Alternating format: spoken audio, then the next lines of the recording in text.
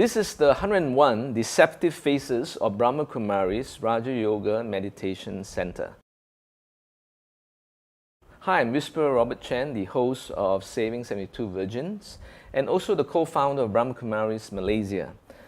Today, I will be talking about the introduction of Brahma Kumaris Raja Yoga Meditation. The official names is Brahma Kumaris World Spiritual University. They are also known as, in Hindi, as Prajapita Brahma Kumaris Ishwarya Vishwa Vidyalaya, otherwise known as BKWSU. Raja Yoga Meditation Centers are the official branding of the Brahma Kumaris that offer 7-day courses and free talks about stress management, health, and vegetarianism. The teachers and students like to be called BKs, which actually means Brahma Kumaris, which is a Hindi word for virgins of Brahma. These are some of the practices of Brahma Kumaris, which are known as Maryadas. In direct accordance to Shiva Bab Shrimat, which also means supreme directions. Number 1 is Brahmacharya, celibacy.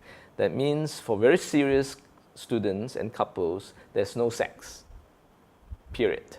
And for the Brahma Kumaris, lust is the most destructive vice of the 7 vices. They totally discourage it. In fact, they say this is the main reason why human beings fell down from the golden stage to the iron age, because of lust. These are the cornerstone beliefs of Brahma Kumaris. One is that the world history repeats every 5,000 years exactly the same way.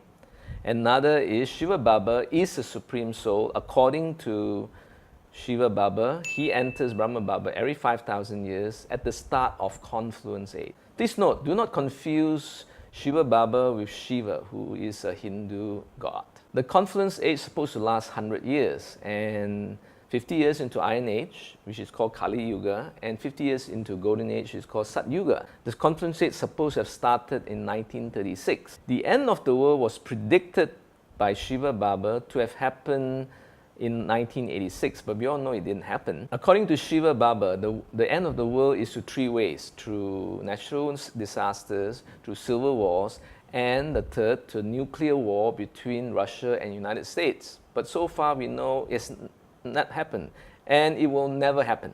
At the end of Confluence Age, Shiva Baba goes back to the soul world and wait 5,900 years to incarnate again.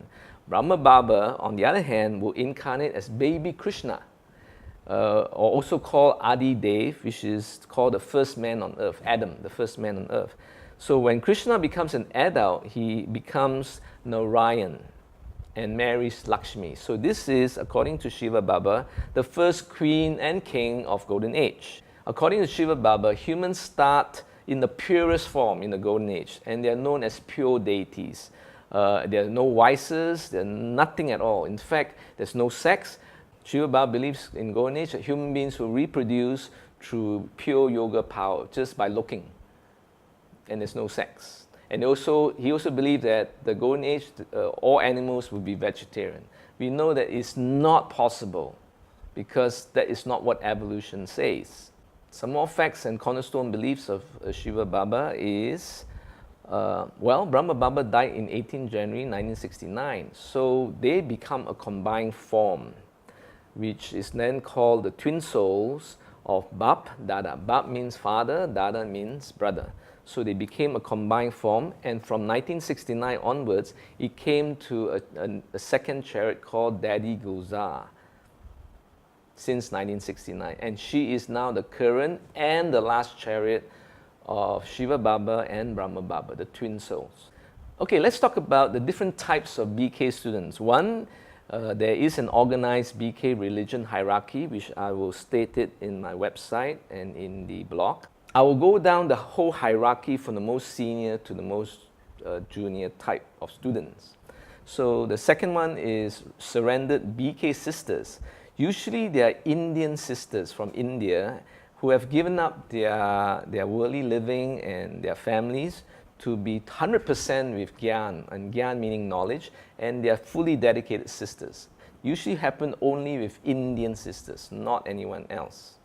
The third group is called Centerwasis. That means they are the teachers who are residents in the Rajyo centers. Then there is service-orientated BK teachers. Another group is what I call poster women and men, aka the public face of BKs. Usually they are like professionals, they are like doctors, lawyers, highly regarded people, already very successful in normal life. Another group is the teacher type. They are the ones that give the 5 or 7 day courses. The largest group is actually the serious students. They come every day to class, which usually is about 6 a.m. And they're coming for Muli. Muli means the flute of God. And they are considered as Paka in Hindi. Paka meaning they are the strongest Brahma Kumaris. If you are not known as Paka, it means you're weak soul. It means if you're called a non-Paka, means you're weak. You're usually weak as a student, weak in the principles. Then there's also online BK students who cannot make for the daily classes. So previously they used to get it in mail, but nowadays I can see that they're online. I can read most Mulis, which are actually regurgitated, repeated brainwashing daily classes. Then actually there's the biggest group of them all, which are called the 5-day BK students. They actually take the 5 day. In some centers it's 5 days, some centers 7 days. And these are millions have attended these 5-day courses. Then there's VIP BK students. Usually these are VIPs. Very little discipline is imposed on them. They are like the equivalent of, say, like Tom Cruise, who joined Scientology. So they treat all these celebrities, actors, with special attention, but they don't impose too much on them. And they are really what I call the VIP faces of Brahma Kumaris. The VIP BK categories include media editors, actors, singers, ministers, celebrities, senior government officials, head of NGOs, experts. Also, there's one whole group called Sindhi relatives. These are the relatives of the original 300 daddies. There are only 3 daddies left. These are the second or third generation of the daddies, and they still keep very close touch in them because they want to maintain a good image with the Sindhi community. Because the founder and the original 300 were all Sindhis. And the last group is obviously the ex-BKs, who some are not in touch, some still remain in touch and do drop by the centers once in a while. Basically, the 5-day course is this. Lesson 1 is all about the soul. It's about soul versus body, being soul conscious. They also talk about the 3 worlds, which is here's the corporeal world, the physical world. Then on the second world is called the subtle world. Then the third world is called the soul world, where all the souls go before they come down on earth. All pictures will be in our website. The second lesson is about Shiva Baba, the Supreme God. This is where they introduce Shiva Baba, that he incarnates into Brahma Baba's body every 5,000 years. Lesson 3 is about what they call the Kalpa tree of life. They actually show this tree. This tree is into 4 parts. The trunk is golden and silver age, and then the branches is where all the religions started, and this is called the silver and the iron age. By the way, they're very, very specific. Shiva Baba actually says that there are 8 generations in golden age, 12 generations in silver age, and then when silver age ended, that's where heaven ended and hell started on earth. Which is where the copper age started, where all the religions started. There are actually 21 generations in copper age, according to Shiva Baba. And the iron age is where we all are slaves, and that is 42 generations. So then the lifespan is actually shorter and shorter. But actually Shiva Baba contradicts that. It says that our lifespan is getting shorter and shorter as we go to the iron age. Lesson 4, they will talk about the 5,000-year repeating cycle, the ladder, how you come down from being a deity down to the very iron age. And lesson 5, this is where they introduce you being a good student, the Maryadas, the principles, the no sex. This is where they start to brainwash you. They'll slowly draw you in.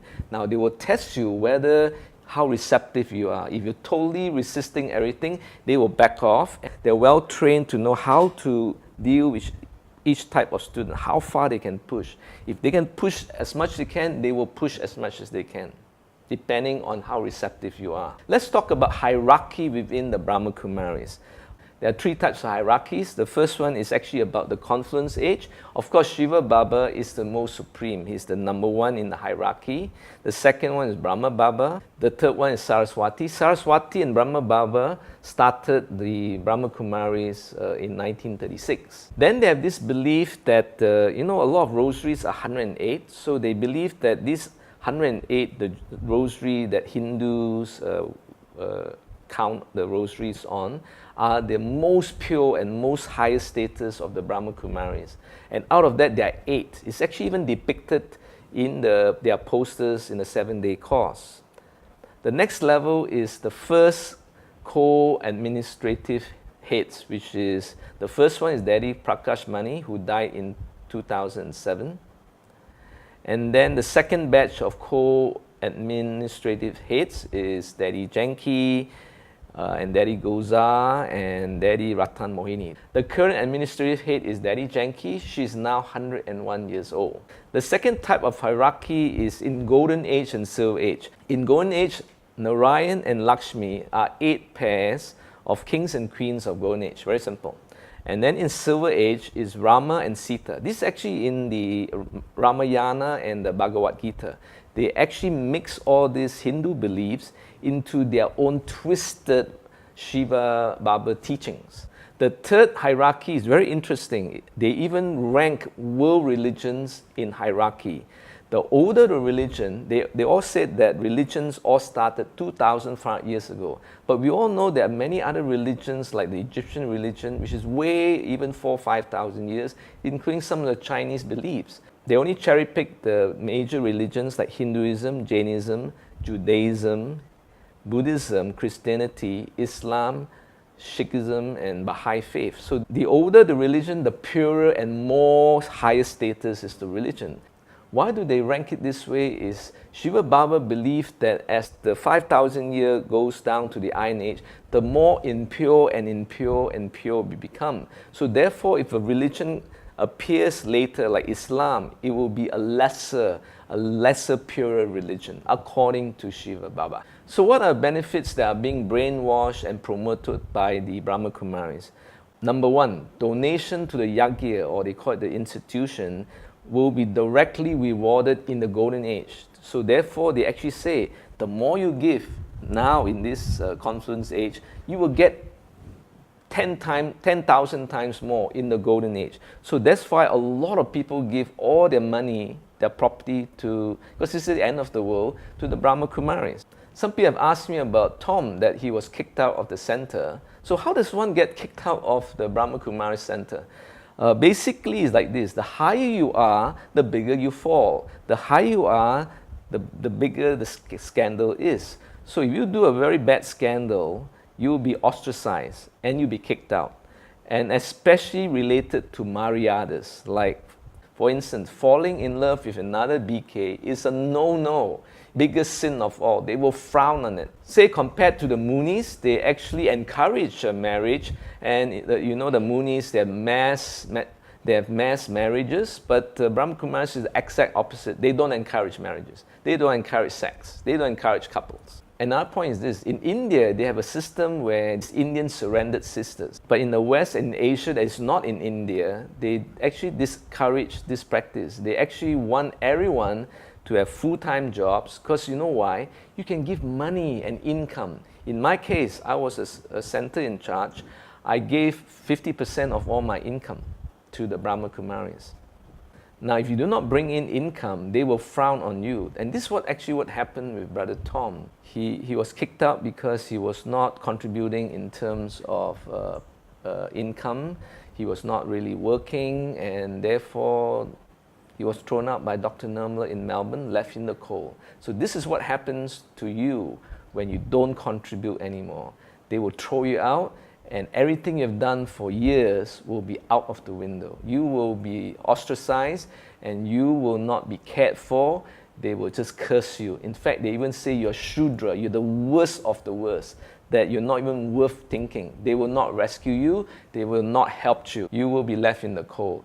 Is this what you want to be in a cult that don't care for you? These are some of the pillars, the very foundation of Brahma Kumaris. And they actually borrowed from the Jews. As you know, Islam also borrowed from the Jews. Meditate 5 times a day. They actually pray to Shiva Bab. They actually call it traffic control, where you just meditate for a few minutes. Another pillar is no sex. So if you're really paka, in Hindi means strong, then you really should have no sex. You practice 4am yoga, you go to class every day, no matter how sick you are. You can't eat food cooked outside by non-Brahma Kumaris. And that also includes your logic or your physical family. If your mother cooks for you and she's not Brahma Kumaris, you are actually discouraged from eating from your logics. Another pillar is called Karma Yoga. Karma Yoga is actually the chores and activities in the center where you can contribute your services, you can do cooking, you can do cleaning, and every Thursday, all the centers around the world, they have something called Bhog, where they offer food to God, and then they share amongst the Brahma Kumaris. This is food offering to Bab Dada. Now, the Rajo centers are single gender centers. They are either all brothers or all sisters centers. There's no mixed centers. Another pillar is godly service. That means you're supposed to do as much service as you can to bring up your status in the golden age. You go for exhibition, you give free talks everywhere to promote Raja Yoga. And lastly, you are supposed to do an annual pilgrimage to Madhuban, the headquarters, which is located in Mount Abu in Rajasthan, India, every year, annually. And when you go, of course, you contribute your money and all the taxes that Brahma Kumaris pay. So what's the bottom line prognosis of Brahma Kumaris? Well, it's a dangerous cult. They break up families, relationships. There's no lifestyle, no sex, no entertainment, nothing, no music. You give all your money, your assets, your property to Brahma Kumaris. Your whole life is wasted. You gain nothing, and you have nothing if you ever leave Brahma Kumaris. So lastly, what can you do about Brahma Kumaris? 1. Share cult alert of Brahma Kumaris to your friends and in social media. 2. Cut all funding and donation to the Brahma Kumaris. Tell others to also stop funding a dangerous cult that break up families. 3. Help by making comments in our website, in our YouTube, in our Facebook. Because we are fighting against 800,000 regular students of Brahma Kumaris that will go all out to defend their religion. Lastly, we hope to get funding from the public that we can even create some halfway houses or ex-Brahma Kumaris support group, and also for other groups, so that we can integrate those ex-cult members back to their society, back to the families and friends where they really belong. Help us share, subscribe, and sponsor our Patreon subscription. This is Whisper Robert Chan.